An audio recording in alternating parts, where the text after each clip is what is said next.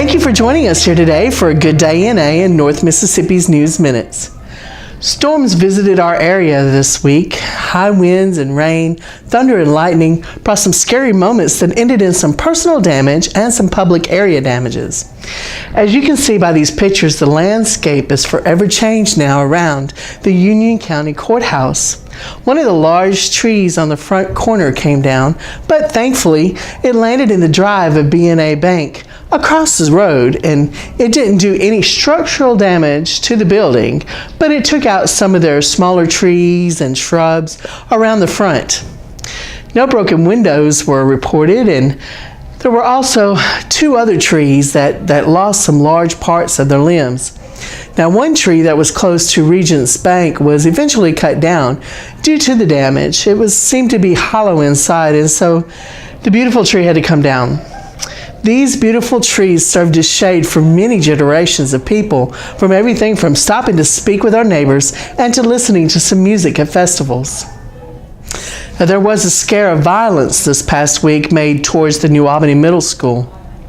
Reports have told, but no official word was ever given to us about the nature of the violence that was threatened. The New Albany Police Department received information from the New Albany School District that they had received a threat from an unknown caller. With the help of FBI, Homeland Security, and Mississippi Bureau of Investigation and local law enforcement, we have made an arrest and a suspect is in custody. No reason to believe that anyone else is involved at this time. It is true that it's still under investigations and all precautions are taken to ensure the safety of the students while they are attending school tomorrow, stated the New Albany Police Chief, Chris Robinson. As far as we know, there was no incident.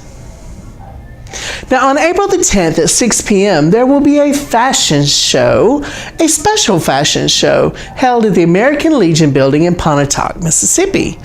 All monies collected will go to buy toys for the Labanner's Children's Hospital in Tupelo, Mississippi. Please come out and support this wonderful cause.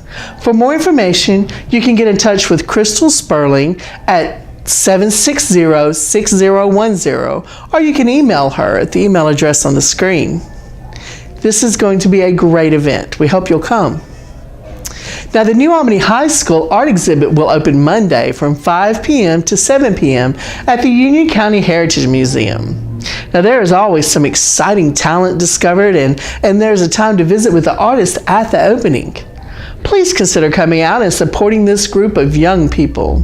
They're going to have their art up there for you to look at. Also in the news from New Albany High School is the announcement that their star student, Sarah Catherine Harris, has been named star student for the 2017-2018 school year by the Mississippi Economic Council M.B. Swayze Foundation. They're the sponsors for the Student Teacher Achievement Recognition, or STAR program. She is the daughter of Matt and J.J. Harris. Each STAR student is asked to designate a STAR teacher, the classroom teacher who has made the greatest contribution to the student's scholastic achievement. Harris chose Miss Gladys Pounders as her STAR teacher. Congratulations to you both, ladies. Now, in February of this year, Mississippi House legislatures passed a bill that would designate a section of the old Highway 45 in Lee, Prentiss, and Alcorn counties as Rockabilly Way.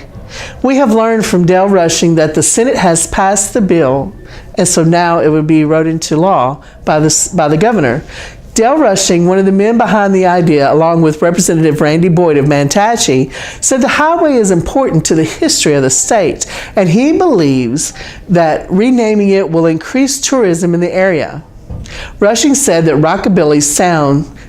rockabilly sound that you hear is when you mix all styles of music, from country, soul, gospel, and rhythm and blues. And it began its sound here in the early 1950s, and it has roots in Tennessee, Alabama, and Mississippi.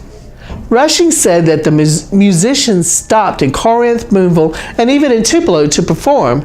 There was a radio program called the Wildcat Jamboree that had rockabilly artists stopping in Corinth to sing on the show. The section of highway will be the old 45 at the I-22 overpass to the state line, and this is an exciting time for music lovers.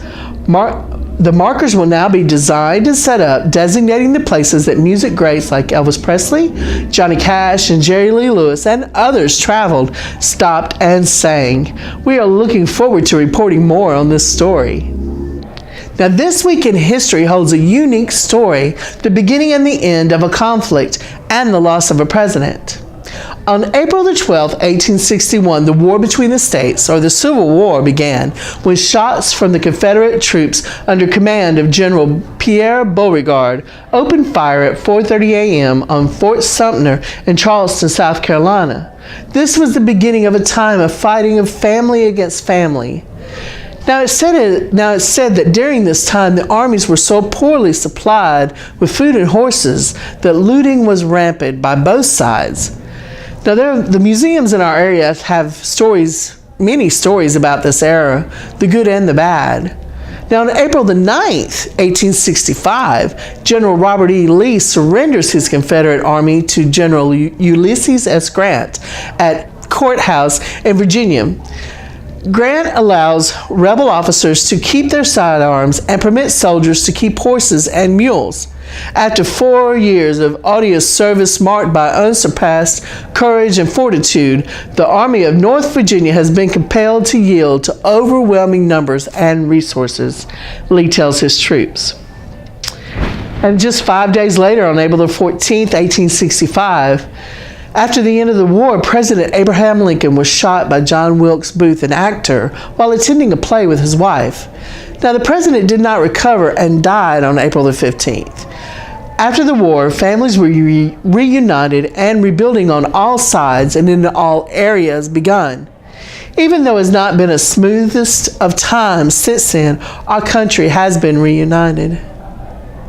Thank you for joining us here today on Good Day NA and North Mississippi's News Minutes.